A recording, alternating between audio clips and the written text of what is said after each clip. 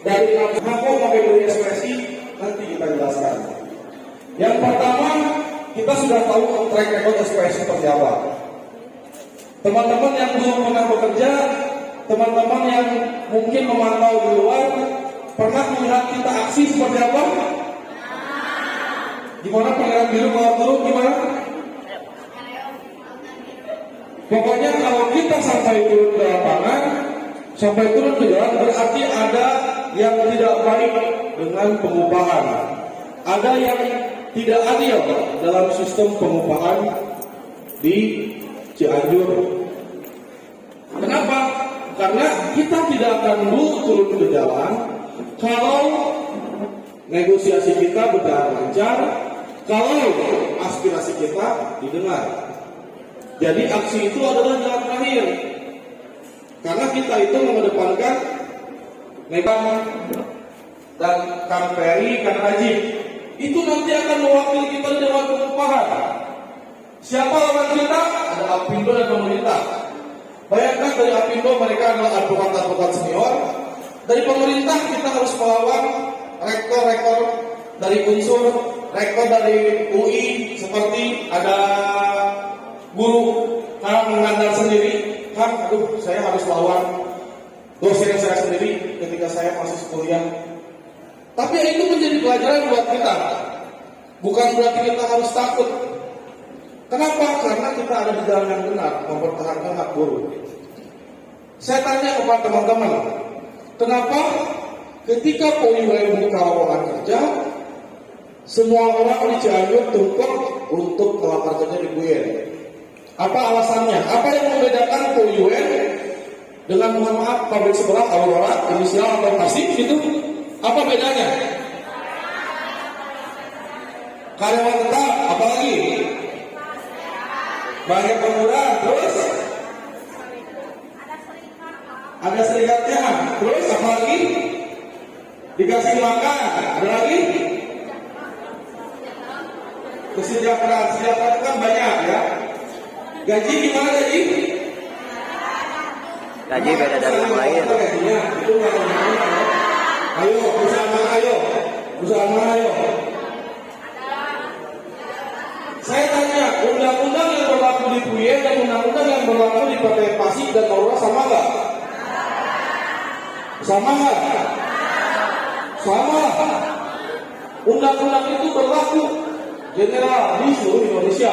Baik itu orang yang di bawah laut, di atas gunung, itu sama. Tidak ada perbedaan. Nah, kenapa bisa beda? Karena gaji di Aurora sekian. Oh, gaji di PUIN kok sekian. Kok kenapa di PUIN bisa melakukan karyawan tetap? Kok di perusahaan yang lain enggak? Syarat perusahaan untuk menjadi karyawan tetap adalah perusahaan itu bukan produksi harian atau bukan produksi musiman. PUIN ini dari awal berdiri dia produksi sepatu, jangan pernah produksi tahu ataupun tempe. Berarti kita bukan perusahaan yang bergerak di bidang musiman. Saya tanya ketika orang berdiri pernah ganti produk tetap boleh kan? Itu musiman atau bukan? Bukan kan? Sama kan dengan PUIN? Kenapa kesejahteraannya berbeda? Karena tidak ada yang memperjuangkan haknya. Kenapa banyak tingkat pelecehan di pabrik tersebut? Kenapa ada perusahaan bisa tahu sama inisial Yuki katanya? Ada yang melahirkan di pabrik tersebut. Padahal sudah jelas di undang-undang itu 3 bulan, 1 bulan setengah sebelum tentuan sudah itu harus mengambil cuti. Kenapa nggak dipakai? Emang undang-undangnya beda gitu dengan kecamatan sama ngomong? Kita Indonesia undang-undangnya sama, peraturannya sama, UMK-nya sama, tapi yang membedakan adalah yang kontrolnya siapa, yang mengawasinya siapa. Kalau misalkan perusahaan tidak menjalankan aturan, kalian mau komplain sama siapa? Bilang apa? Aku tidak mau terkena, aku hamil. Terus kenapa aku ketika tidak mau kok jadi gaji? Kalau berjalan, oke, kata kopi gaji tidak ada. Apakah kita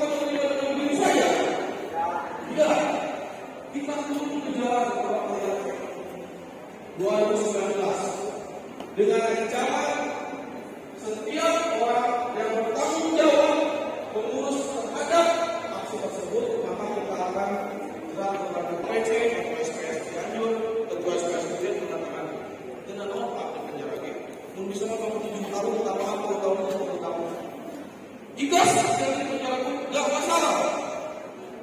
Kita turun aksi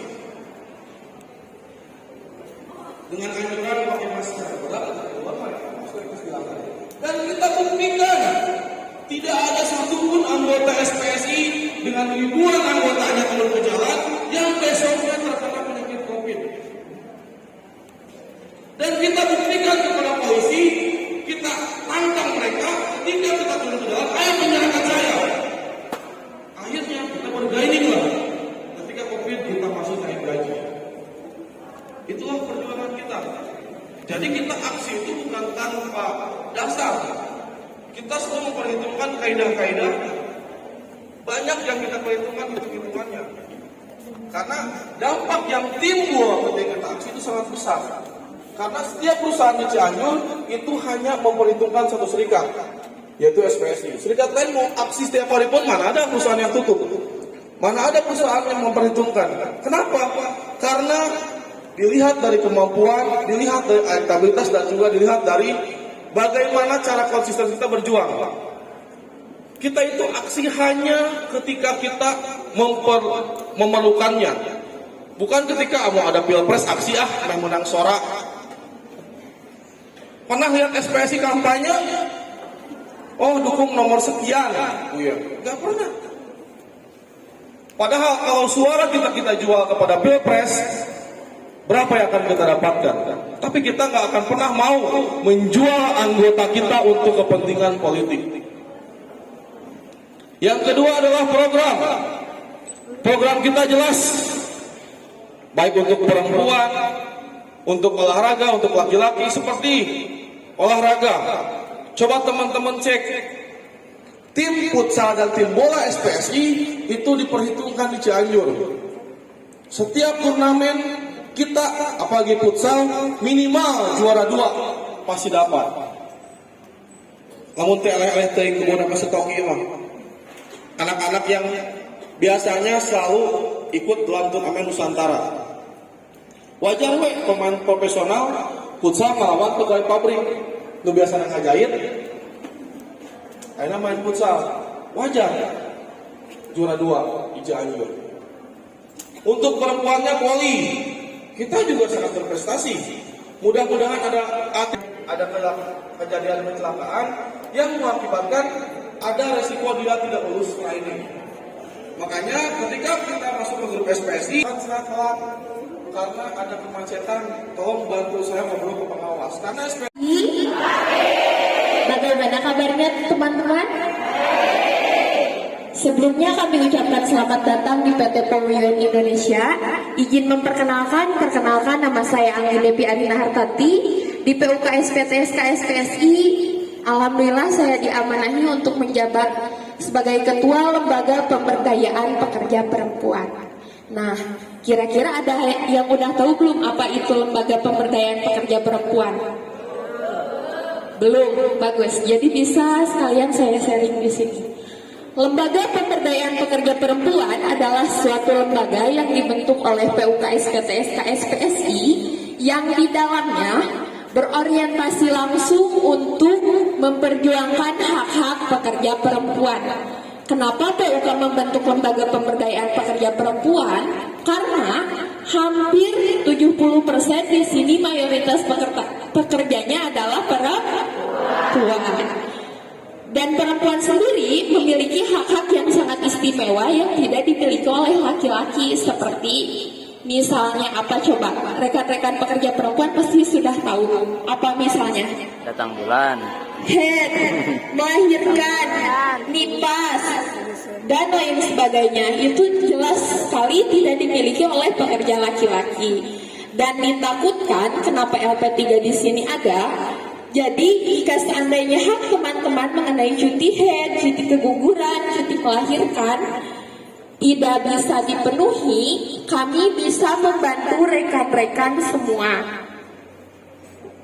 Nah, Lembaga Pemberdayaan Pekerja Perempuan di SPSI sendiri adalah lembaga yang memiliki beberapa program. Misalnya, teman-teman pekerja juga, kita biasanya melakukan kunjungan ke beberapa dinas atau instansi. Salah satunya adalah Dinas Kemarin kita ngadain kunjungan ke dinas sosial, terus ada dinas transmigrasi dan ketenagakerjaan,